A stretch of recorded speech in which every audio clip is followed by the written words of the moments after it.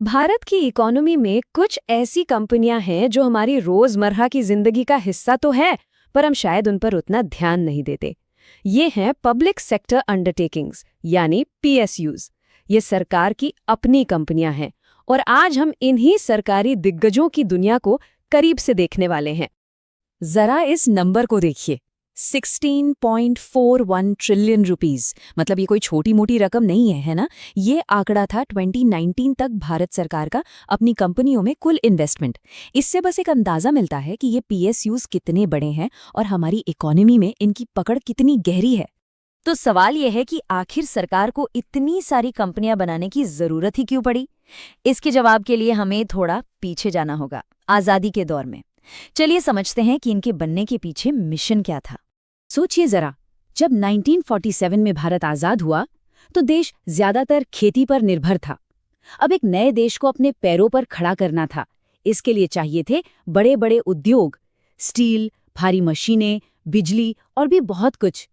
लेकिन उस वक्त प्राइवेट कंपनियों के पास ना तो इतना पैसा था और ना ही वे इतना बड़ा रिस्क लेने को तैयार थी। तो फिर कौन करता ये काम?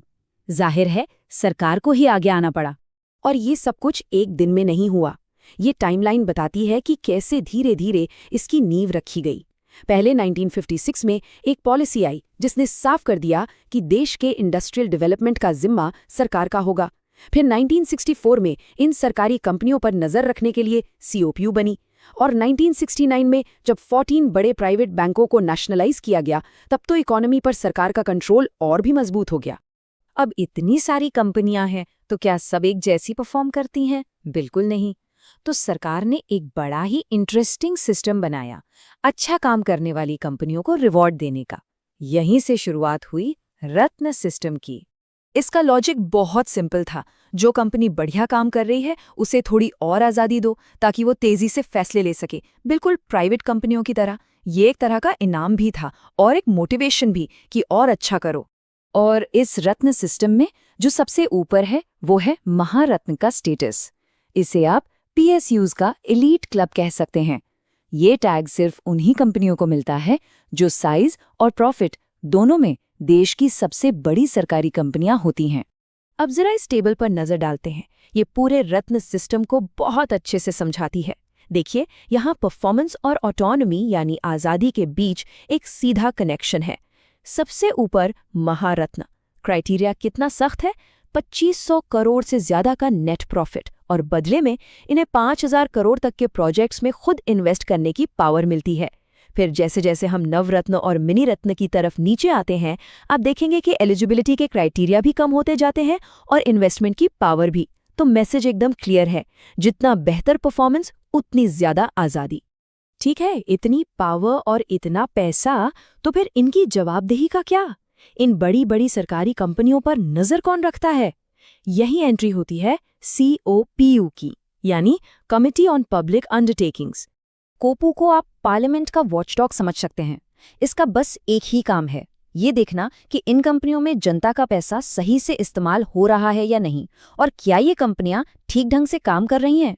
ये पब्लिक सेक्टर पर पार्लियामेंट्री कंट्रोल का सबसे जरूरी टूल है। तो इस कमेटी में होता कौन है? इसमें कुल 22 सांसद होते हैं, 15 लोकसभा से और 7 राज्यसभा से। और सबसे इंटरेस्टिंग बात यह है कि कोई भी मिनिस्टर इसका मेंबर नहीं हो सकता। ये इसलिए किया गया है ताकि कमेटी बिना किसी सरकारी दबाव के इंडिपेंडेंट होकर अपना काम कर सके। और ये चार्ट भी यही दिखाता है। इस कमेटी में रूलिंग पार्टी, ऑपोजिशन, मतलब हर बड़ी पार्टी के मेंबर्स होते हैं। इससे ये पक्का होता है कि पीएसयूज की निगरानी किसी एक पार्टी का काम न होकर सबकी मिलीजुली जिम्मेदारी हो, जो पॉलिटिक्स से ऊपर है। तो ठीक है, थियरी में तो ये सब बहुत अच्छा लगता है, पर असल में COPU कैसे काम करती है? चलिए एक रियल लाइफ एग्जाम्पल देखते हैं कि जब ये पार्लियामेंट्री वॉचडॉग एक्शन में आता है तो होता क्या है। ये बात है BSNL की। याद होगा, एक जमाना था जब इंडिया में टेलीकॉम मतलब BSNL ही होता था।